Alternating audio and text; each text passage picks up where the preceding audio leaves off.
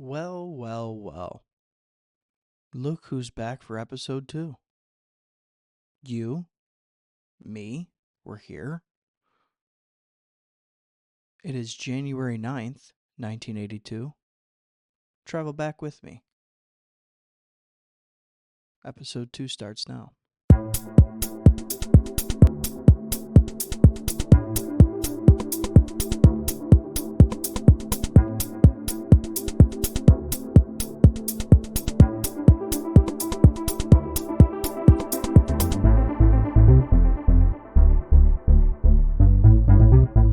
On this edition of World Class Championship Wrestling, Kerry Von Erich takes on the Great Kabuki in singles action. Finally, right? That was announced last week. Here we are. It's time. The big dynamic singles match. Plus, Arman, Hussein, and Tim Brooks battle Tom Shaft and José Lothario in the main event. Also, Kevin Von Erich faces Carlos Zapata and more. So that's just a quick overview of our card and the action that we can expect tonight. I'm glad you guys have joined me for the second episode of World Class Retrospective. I am your host, Austin Skinner. Quick little update to our screen presentation here. Down in the kind of rightish corner, you should see our X/Twitter handle. If you haven't already, go ahead and follow us over there. I can't promise you that you'll get a whole bunch of different content. If anything, it's just interaction based that you'll be missing out here if you just watched the YouTube show.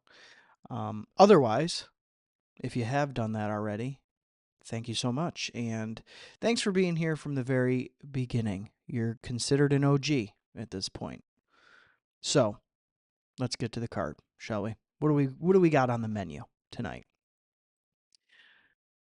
Of course, we're from the world famous Sportatorium in Dallas, Texas. Our match card reads as follows. First up, we have Raul Castro versus Captain Frank Dusek.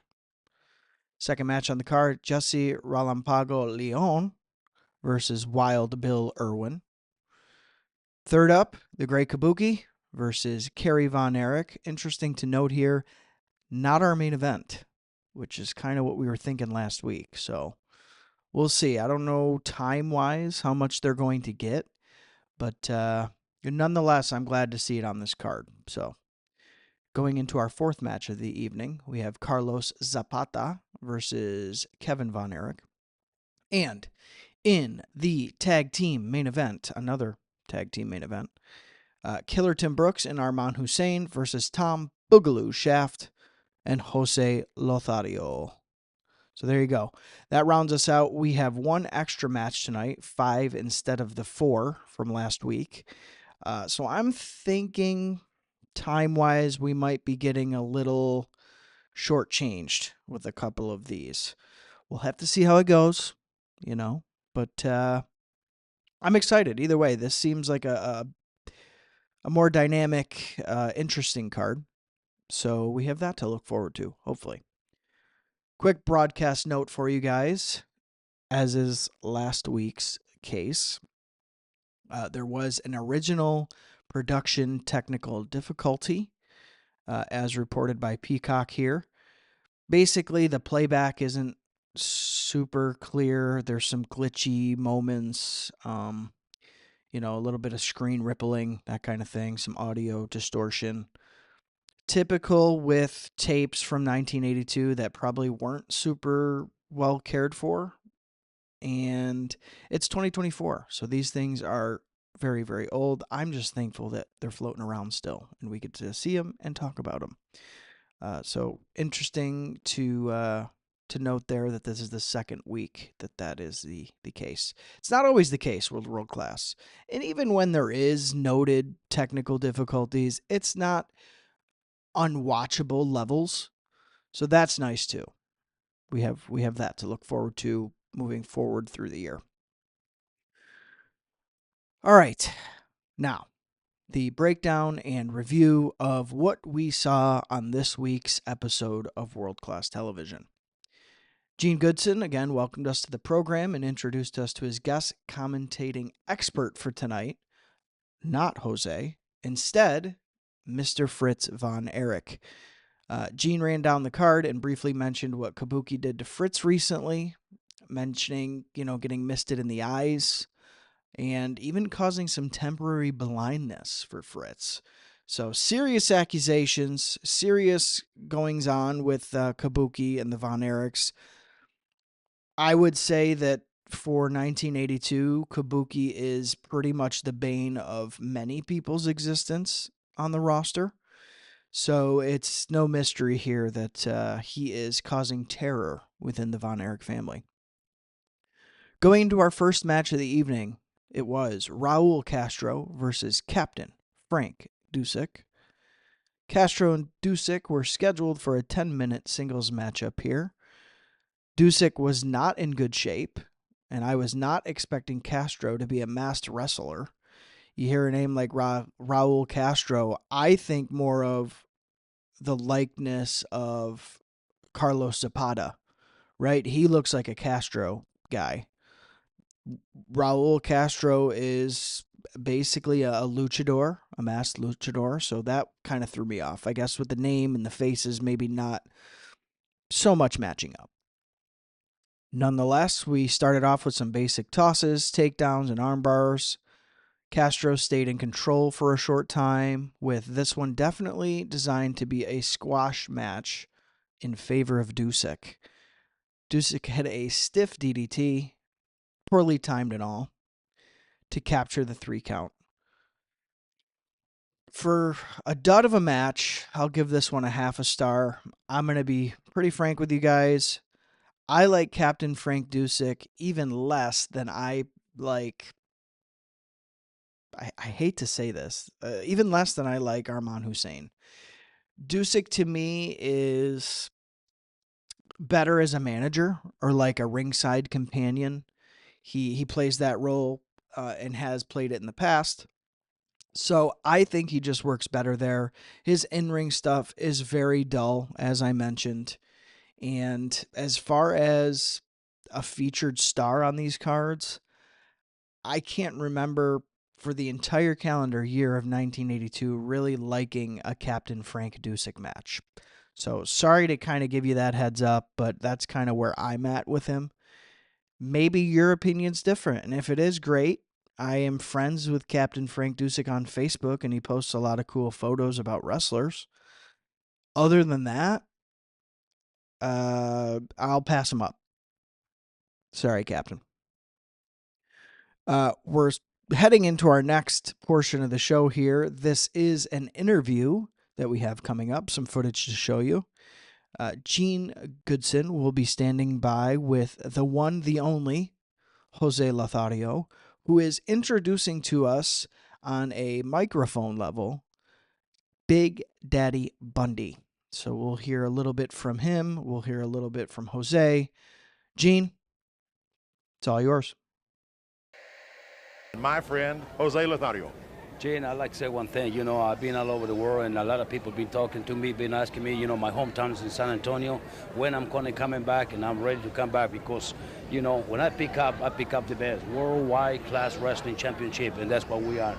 By the way, I'd like to introduce my good friend over here, Big Daddy Bounty, as a big man, and I'd like everybody to say something about him because he's a big man, and I'm kind of helping a little bit, and a very strong man. I'd like to say one comment about him. I wrestle all over the world, like you say. I've been all over the world. I've been in battle royals. I've been in any kind of matches, and I compare this man a little bit more stronger than one man in this world, which is professional wrestling, is Andre the Giant, and I believe the man can really take Andre the Giant, and he's a very strong man.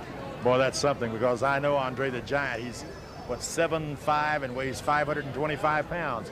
From the oil fields of Alaska, ladies and gentlemen, here's Big Daddy Bundy. Hi, Gene. How you doing? Gene, since I come down here from Alaska, I've been wrestling. I've been making a good living. I've been making more money I ever made in my life. And I think I want to take some time to thank the people that have helped me. People like José Lothario and the Von Erichs. They've taken time. They've showed me things. They've gotten in the ring and worked out with me. And Sometimes they try to show me too much and change my style, which I don't like. But, you know, they've really been a great help to me in my career. And I just want to keep wrestling. I want to keep winning. And I want to keep making money. And I'd like to take time, you know, to say to everybody, thank you for all the support you've given me. And to say to all my amigos, Feliz Navidad. Thank you. Hey, all right. I tell you, Big Daddy, if you didn't want to change anything, I wouldn't make you change nothing. Gee, you notice one thing? I even got the man speaking Spanish now, so... That's very good. He's teaching me all kind of things. Okay, ladies and gentlemen, thank you for watching. We'll be back with some more matches in just a moment. So as you heard from Big Daddy Bundy, José Lothario, and Gene Goodson himself, they keep comparing him to Andre the Giant. And by him, I'm referring to Bundy. I think what they're trying to do here is like pop the territory and maybe try to lure Andre the Giant down for another stint on TV. Kind of pairing those two off, Andre and Bundy maybe, or something like that. I don't necessarily get it. I think that visually, once you get Bundy and Andre in the same ring, these comparisons will pretty much melt away very quickly. So I would kind of stray away from that comparison, but they insist on making it here on TV. So we'll see. Will we see Andre before the end of the year? Yeah, I would say so. Is it going to be against Big Daddy Bundy? Man, I hope not. Because there's a lot better things Bundy could be doing, and there's a lot better things Andre could be doing as far as world-class championship wrestling goes. We'll see. Heading into our third match of the... I'm sorry. Look at me. I'm so excited I'm getting ahead of myself. It's the second match. Jesse Relampago Leon versus Wild Bill Irwin. And just as a precursor here, before we get into the match breakdown, again, prior match, half a star for me. First match of the card, half a star. Not a Captain Frank Dusek fan. I am, however, a Wild Bill Irwin fan, a big fan, and as a matter of fact, I would say that Wild Bill Irwin is an unsung hero of world class. So, big fan. I think heel-wise, he's very effective, kind of in the middle of the card, which, I mean, if you look at world class, we need that, especially with usually heavy main events, heavy star power in the main events. We need kind of that workhorse heel guy in the middle of the card, and I think Wild Bill Irwin is that guy. I don't think he gets enough credit, past or present, for his contributions to wrestling, even if, okay, I knew you were going to bring it up, even if he was the goon in WWF. Barring that, Wild Bill Irwin here in 1982, he's full of piss and vinegar, and he's beating people up. So, I like him. Going into his match here with Leon, they were scheduled for a 10-minute singles match here, which is pretty typical of world class at this time. A rough lockup started us off with strikes and some quick offense thrown out by Leon. Irwin quickly took a commanding lead over Leon with some heavy strikes to shut him down. Irwin then hit a second rope elbow drop body splash thing. A little clumsy looking, but it got the 3 count. The guy wins. Not a great showing here for Wild Bill's first match on TV. I would say it was another dud, another half a star on this show. However, please don't let that scare you away from Wild Bill. More is coming.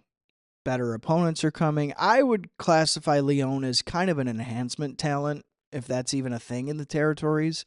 I would say it is the case with him. He's not heavily featured too often, if at all. So he's just kind of here usually to get beat up. So, again, don't write Wild Bill off yet. He's only getting started. It's only the beginning. All right? Okay. Heading into our next interview for the evening, some more footage for you. Gary Hart is standing by with his man, the Great Kabuki, who is joined by Gene Goodson, who will be doing the introductions. You guys are going to want to see this. Gene, go ahead. I have with me right now the one and only manager Gary Hart for an introduction. What you see standing before you is the Great Kabuki. You have heard many things of him, and now you are going to have the chance to witness the greatest athlete known to man today. I don't care if it's Tom Boogaloo Shaft talking about tough man competitions on Boogie Street in Singapore, brother. You couldn't even walk down the street. You're talking about what you're going to do to the Great Kabuki. You will hear a lot of people tell you a lot of things, how they're going to beat this man up and how they're going to put him out of wrestling. But nobody, Gene, no one in wrestling today can look you right in the eye and say that they have a 1-2-3 over the boogeyman. The Great Kabuki is a master of all the martial arts, not just karate, gung fu, zen.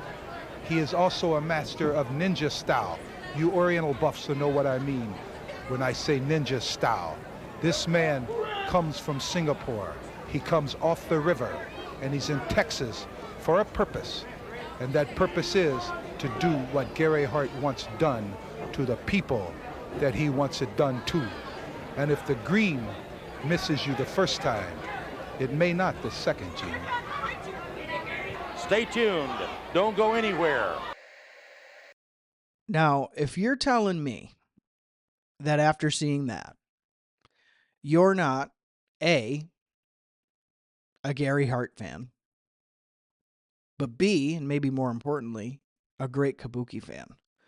The entire mystique around Kabuki, like I talked about last week, is second to none. In my opinion, this guy, especially for 1982, is unmatched as far as look and presentation. And Gary Hart is the perfect peanut butter to Great Kabuki's jelly, I think, in the fact that for what Kabuki doesn't communicate verbally, he makes up for in the ring. And that verbal stuff comes from one of the best to ever do it. Another unsung hero of world-class championship wrestling, Gary Hart. The way Gary Hart delivers his lines, delivers his phrasing, it's very unique in the sense that it's Southern, but it's weird. It's different. It's toned down. It's even toned. It's perfect for Kabuki.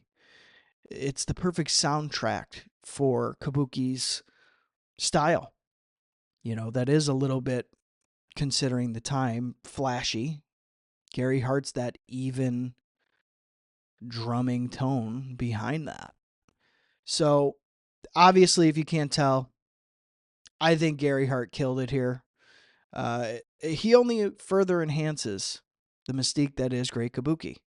So, for me, this is a top-level act in professional wrestling. This combination is worthy of a lot of recognition and perhaps even some rediscovery. So, like I said last week, guys, if this is stuff you haven't seen in a while, go back and watch it. It's worth it. Let's head into our now third match of the evening. It was Great Kabuki taking on Kerry Von Erich. Remember, guys, this was promoted last week. We thought it was going to be the main event. It's kind of in the middle of the card here, which is a little bit disappointing. But nonetheless, I'm excited. You're excited. Let's get to it. These guys were ready to square off in a 15-minute time limit. It was a singles match, of course. Kabuki taunted with the mist, and Kerry stayed a safe distance away. I don't blame him. Again, that mist goes everywhere when Kabuki sprays it. Kerry worked over Kabuki's legs first, stayed on him with a solid drop kick, and ended his flurry with a bear hug. Kabuki recovered and hit some quick body and throat kicks, a few chops in the corner, and ended with his own shoulder clutch submission. Again, kind of one of those nerve holdy things. We'll just keep moving here.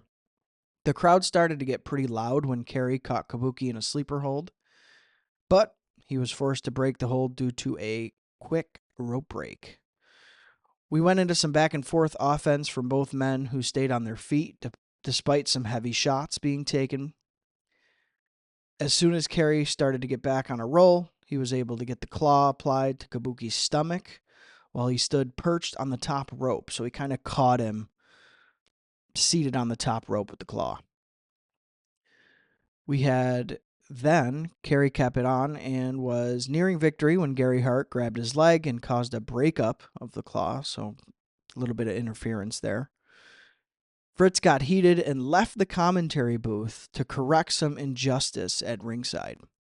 He pushed Hart away and found himself in confrontation with Kabuki. Danger zone for Fritz, right? He just had temporary blindness happen to him at the hands and compliments of Great Kabuki.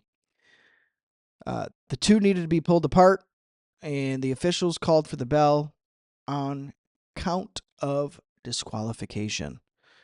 So there you go. I'd say this was probably their best bet for a finish here. Both guys stay strong. You get a little more backstory and story development with Fritz and Kabuki.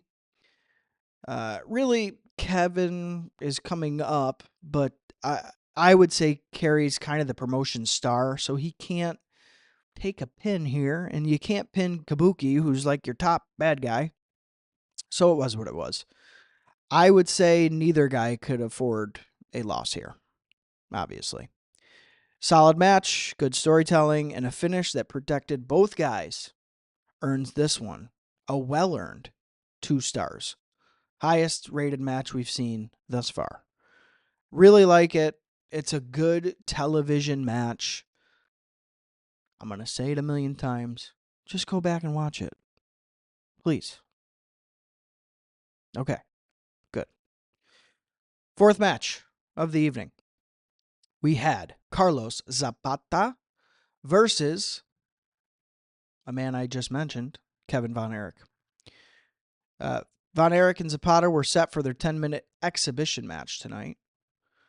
Fritz did not return to commentary for this one, as noted by Gene, and I wanted to bring that up to you guys as well. Back to Zapata and Kevin here. Both men played things pretty safe in the beginning, kind of testing each other out. Kevin came out just slightly on top with a cloverleaf-like leg submission, and that was applied to Zapata here early on. Out of nowhere, Kevin got a quick body scissor submission victory. So, bing, bang, boom, Kevin wins. This was a nice little squash match for Kevin Von Erich, and to me, something that's effective like this, where it's, not only like a surprisingly quick victory, but you believe it, that's worthy of a full star. Squash matches are what they are. They're meant to spotlight or enhance a guy. They're usually nothing to write home about unless you're Scott and Rick Steiner on early WWF Raw television and you're nearly crippling guys. I mean, those could be upwards of 4 or 5 star squash matches. Shout out to IcoPod. We know all about that. But coming back here to world class, something like this, solid squash match, full star rating for me. There you go. Are you guys ready for the main event? I'm ready for the main event. It was Killer Tim Brooks and Arman Hussein versus Tom Boogaloo Shaft and José Lothario. These teams were set up to square off as long as television time allowed, according to Gene Goodson, which may or may not be a lot. He didn't really tell us how much time that there was left, but I assume if you were watching in 1982, you knew how much time was left. So there you go. We have here, beginning, Hussein and Shaft starting things off. They kind of jockeyed for position. Shaft then took over with a wrist lock that kept Hussein on his knees. Lothario tagged in to continue the arm work Shaft had started. Tim Brooks then got in and nailed a loud body chop that staggered Lothario and made the crowd audibly wince. So boom, there you go, a big body chop there. Lothario then took back over, and Hussein was in next, who didn't fare much better. Shaft picked up where Lothario left off to work on the heels.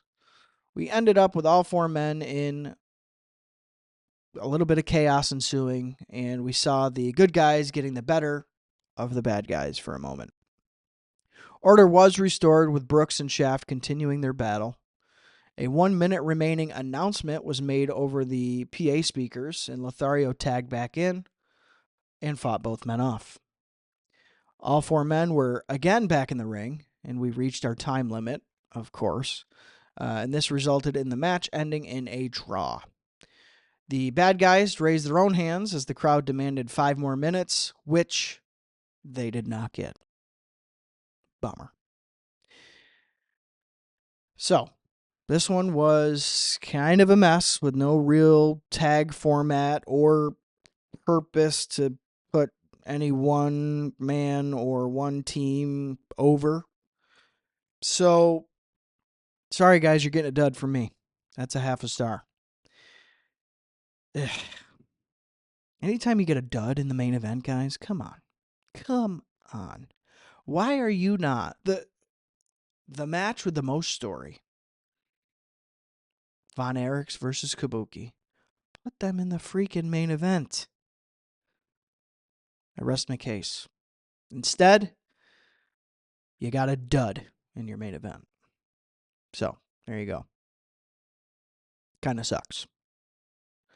Just to recap here, we ended up first match, half a star. Second match, half a star. Third match, 2 stars. Fourth match, 1 star. And your main event, half a star.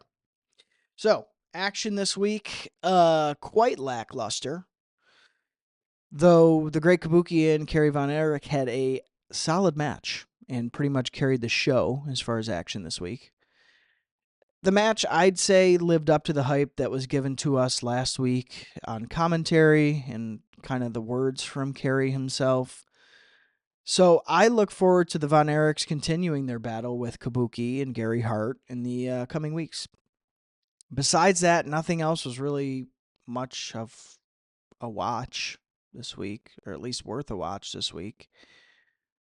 Hopefully, the coming weeks of excitement that Gene keeps promising us is what we can expect for next time, at least. We'll see. So, that wraps us up for the January 9th edition of World Class Championship Wrestling. This has been episode 2 of World Class Retrospective. If you haven't followed us or liked us or wrote a letter to Congress or done all that on X/Twitter, please go ahead and do that. We are at World Class Retro. Otherwise, you guys better be here for next week. Because when Gene closed out the show, he said that World Class will be here. Same time, same place, and we will have another great night of action to look forward to. I'll see you guys then.